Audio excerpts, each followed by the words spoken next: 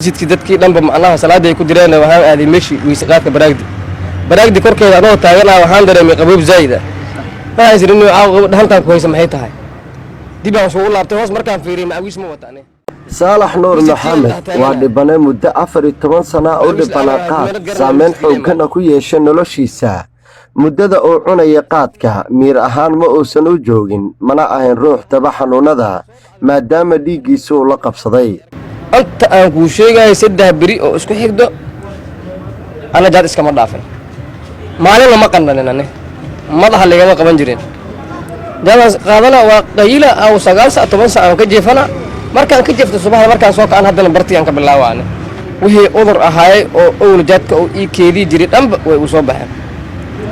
madaxa ay wareeray malaria ay soo kacday bilaaya baas jahada ilay wareertay ana dhan waxaan noqday nin gacanta laga qabanayo gurigiis la geynaa marka ka bacdiyaan ogaaday taariikhdaas inuu aabbo u yahay qaadka ilaan intaan cunaa ma qandan jirin waxna ma dareemi jirin madaxa ima xanuuni jirin ana fiiro maalin walba iska socon jiray xilliyada qaar markuu uu qaadka saalax cunayo ma uusan ahayn qof miir ahaan joogo waxa uuna u dhaqmi jiray sidii qof aan maskaxaan wanaagsanayn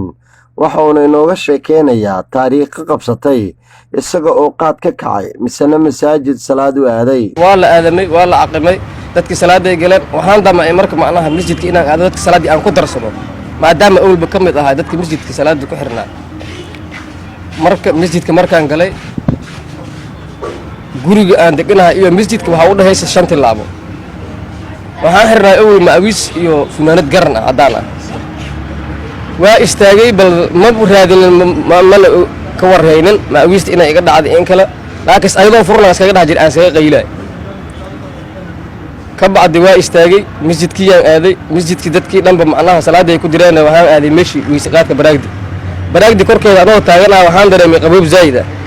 waxaan isirnay dhahantaan ku haysa maxay tahay dib aan soo laabtay hoos markaan fiiriyay macawiis ma wataane masjidkii aan dhax taaganahay macawiis la'aan aan funaanad garanaa masjidkii la imaaday labada dhinac aan iska fiiriyay waxaanba macnaha maskaxdayda ku soo dhacday marka ummadan dhan oo jamaacada inay arkeen aan waalanahay habeenkaas waa orday masjidkii orda ugu baxay gurigii hor ka galay macawiisaan soo qaatay waa soo laabtay salaad inaan dugtay in kale hataa shaki iga galay waa iska tagay ummadda markay kala tageen xilligii la joojiyay qaadka saalax nuur maxamed uma ahayn maalin wanaagsan waxaa la soo darsay xanuuno badan oo ay ka mid yihiin inuu ilaawo dadkii ay shaqo wadaagga ahaayeen iyo asxaabtii kale waxyaabo badan aan la kulmay muddo 10 dhowr cishana way ahaayeen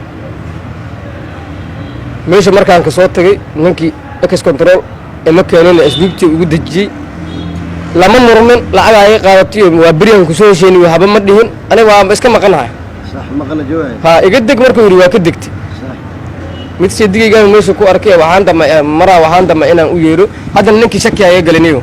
in islaamad leemad ku dhigdaan isla maanta intaad waalad shaki ay galay ninkii waa iska tagay waa iska agmaray waxaan imaaday waafada waa bari dadkii aan ka saayay dhanba waa ka suway ninkii iga hor imaado waa salaan ii taagata waxaan isleeyahay ninkan salaan ma ku taagi ama waa ku agmaray shaki ay galay hadda iga hor imaadid oo ay salaantid hadda nin ma ku salaamay mas macnaha niyow qalbigaaga leeyahay isleeyahay maskaxdii waxaan dareemay inay aad u wareertay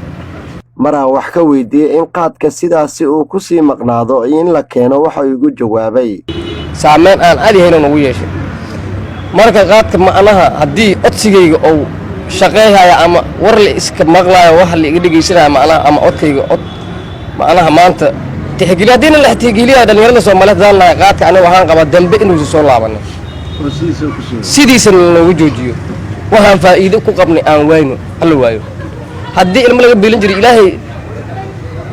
irsaagada qaad kaliya kuma koobin riskigu wuu badan yahay waa fiisamay risku kuma mato aduna waa Kenya jeebkeeda kuma sido qaadka Kenya irsaagad ma noqdo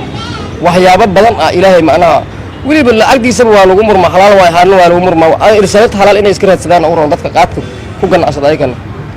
intaysa ummadda fasaadi lahaayeen oo dadka ay qarabi lahaayeen